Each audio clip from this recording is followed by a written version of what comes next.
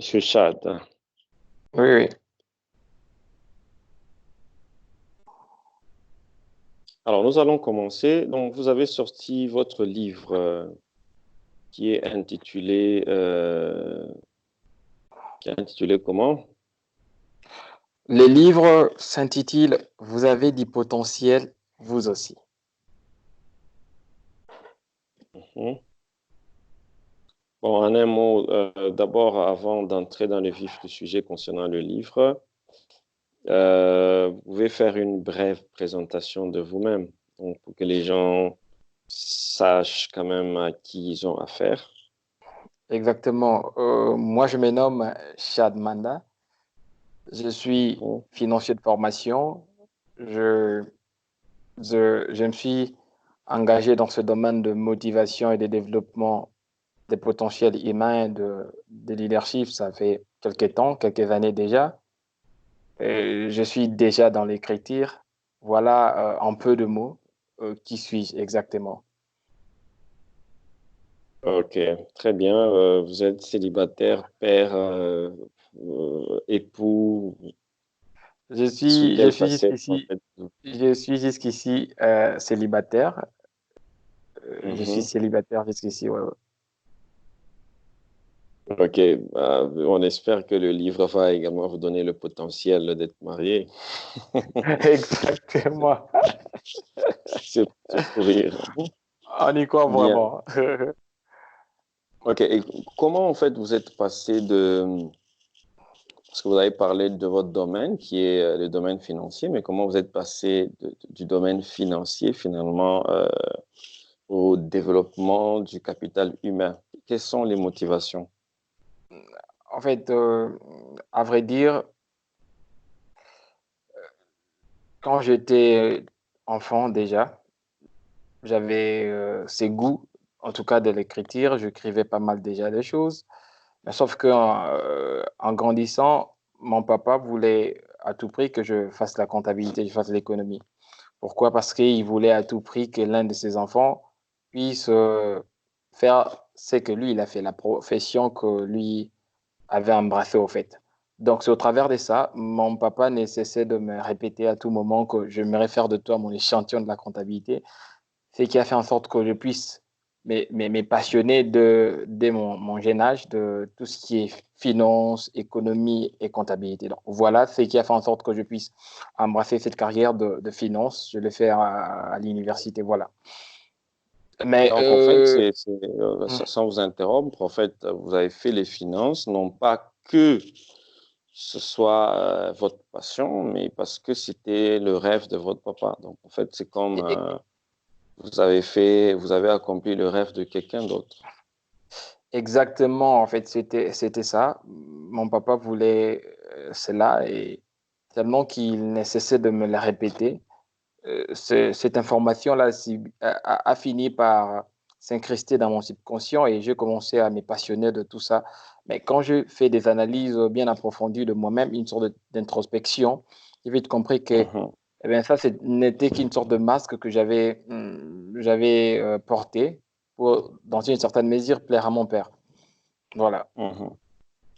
OK, donc revenons maintenant au livre. Vous avez du potentiel, vous aussi. À qui vous vous adressez exactement? Parce que quand vous dites vous aussi, est-ce que vous vous adressez aux professionnels du métier ou bien à tout le monde?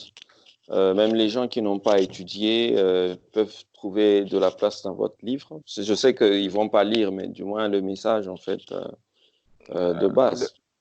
le message de base, c'est celui-ci. D'abord, cet ouvrage a écrit sur base de deux constats, que j'appelle d'ailleurs des tragédies de notre société. Le premier constat, c'est que il y a beaucoup de gens qui font des choses, qui Ouais. embrassent des métiers, qui normalement, dont le choix n'était pas en tout cas déterminé par eux-mêmes, soit par les circonstances, soit par les parents, ou soit par les personnes qui ont dans une certaine mesure une influence sur eux. Ils ont embrassé des Ouais. carrières qui normalement ne sont pas le leur. Ça, c'est d'abord le premier constat et j'appelle ça en tout cas une tragédie, puisque normalement, chacun doit faire ce pourquoi il est passionné. Le Ouais. deuxième constat ou la deuxième tragédie, c'est le fait que beaucoup de gens se sentent complexés à l'idée de croire qu'ils étaient venus ici dans ce monde même bredouille, c'est-à-dire sans valeur, sans quelque chose à donner. Ce sont le groupe de gens qui sont très complexés, manquant d'estime de soi, et Mm. ils n'ont pas de la valeur pour eux-mêmes. Ce sont ces deux Ouais. catégories de gens-là à qui j'ai adressé ces livres. Et tiens, je voulais simplement leur dire que, tiens, malgré tout ça, vous avez du potentiel, vous aussi. Ne vous déconsidérez pas, vous avez du potentiel, vous aussi. Et je vais vous démontrer dans quelle mesure vous avez du potentiel et comment utiliser maintenant ces potentiels pour vivre une vie qui a des sens et une vie qui vaut la peine, bien sûr, d'être vécue. Voilà. OK. En bref. Très bien. Je suis très content de votre réponse. Mais l'autre question, serait de savoir, c'est vrai ce que vous dites, qu'il y a des personnes qui se retrouvent dans des choix qui sont parfois dictés par les circonstances, bien dictés par des Exactement. personnes qui ont une influence. La deuxième catégorie de personnes, c'est des personnes qui n'ont pas d'estime de soi, peut-être qui se Exactement. sous-estiment dans la Exactement. société, peut-être qu'ils se disent, je ne suis pas capable de faire comme Exactement. telle personne, alors Exactement. que ces mêmes personnes étaient comme elles au départ. E- Mais Exactement. mais moi, je suis préoccupé par pourquoi avoir choisi le support livre. Parce que si vous écrivez dans un contexte comme le nôtre, où vous êtes sans ignorer que le livre a une portée minimum. Écoute, vous voyez, derrière moi, j'ai une bibliothèque qui est ici, tout comme vous également. Je vois, vous avez la bibliothèque derrière. C'est pas tout le Exactement. monde. Ouais, voilà, c'est pas tout le monde qui a accès d'abord au livre. Et moi, mon point de vue, je trouve que le format de support, en fait, livre, c'est un format très difficilement accessible ou dévorable dans un contexte comme le contexte congolais. Je pense que si Mhm. vous écrivez d'abord pour la société congolaise parce que vous voulez avoir le changement dans cette société qui, malheureusement, est remplie des personnes qui lisent difficilement, mais qui écoutent facilement de la musique.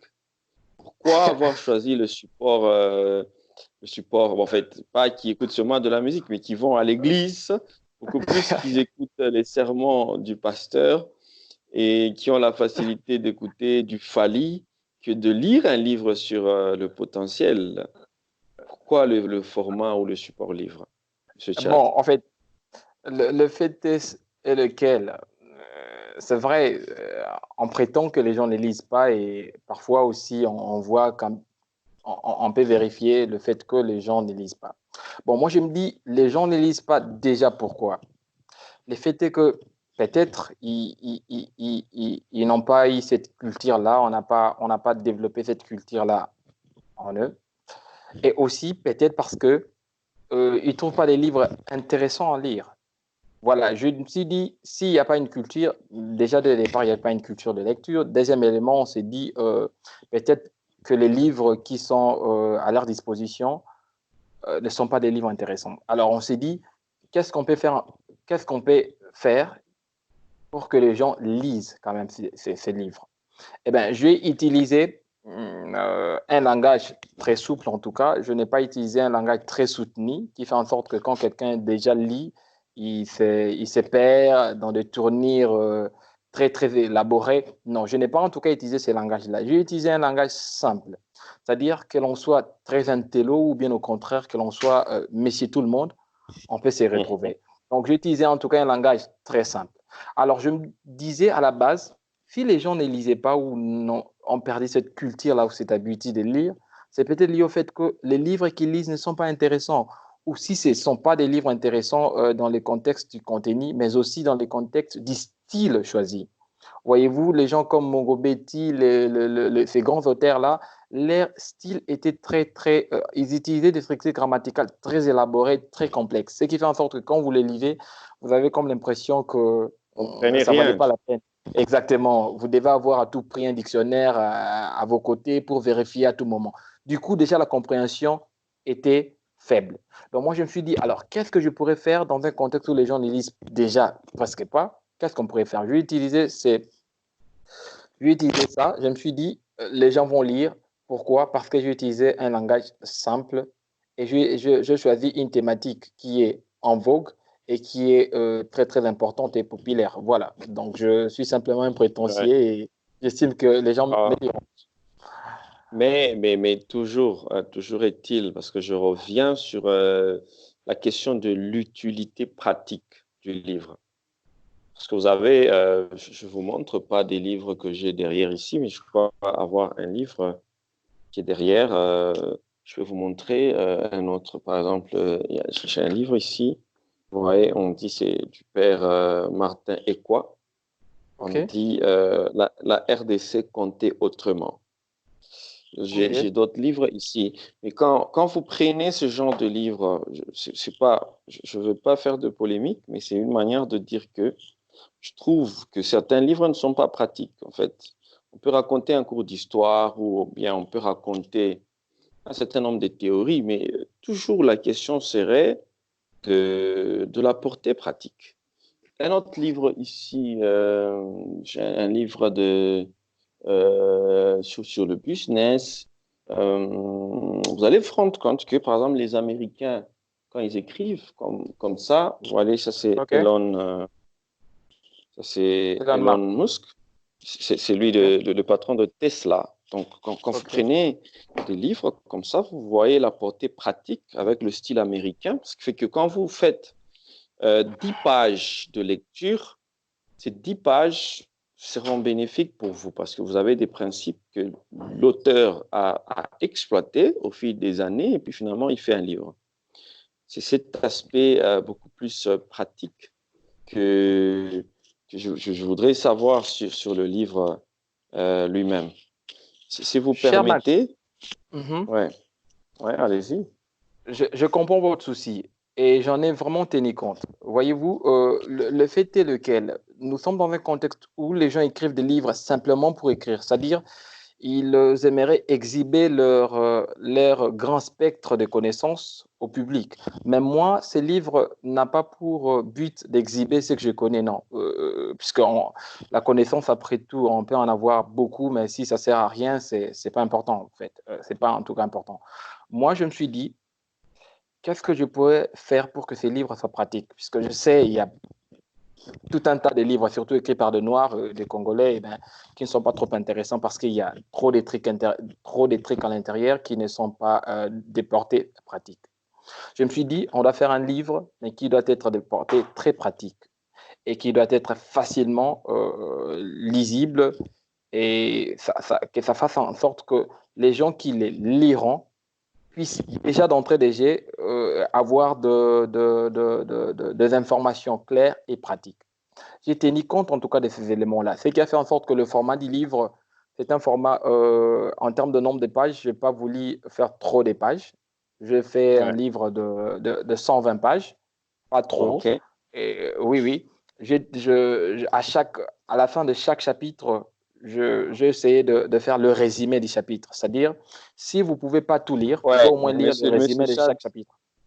Monsieur Chad, je ne vous coupe pas, mais on va interrompre la vidéo ici. On va faire la deuxième partie incessamment. Donc, je tiens d'abord à vous remercier pour le temps, pour la disponibilité. Dans la deuxième partie de la vidéo, nous allons voir les aspects pratiques et on va vous laisser encore le temps de vous exprimer sur ce que vous attendez de la jeunesse et les initiatives que ce livre pourrait engendrer dans nos sociétés et pourquoi pas voir comment est-ce que les ministères de la culture ou parce que ça part du potentiel, peut-être le ministère de l'Éducation pourrait bien évidemment vous accompagner et peut-être des conférences dans les universités. Donc Exactement. voilà ce que je voulais dire. Mais je vous remercie pour votre temps. Je pense que on se voit très prochainement. Merci. C'est moi qui vous remercie. Merci. OK.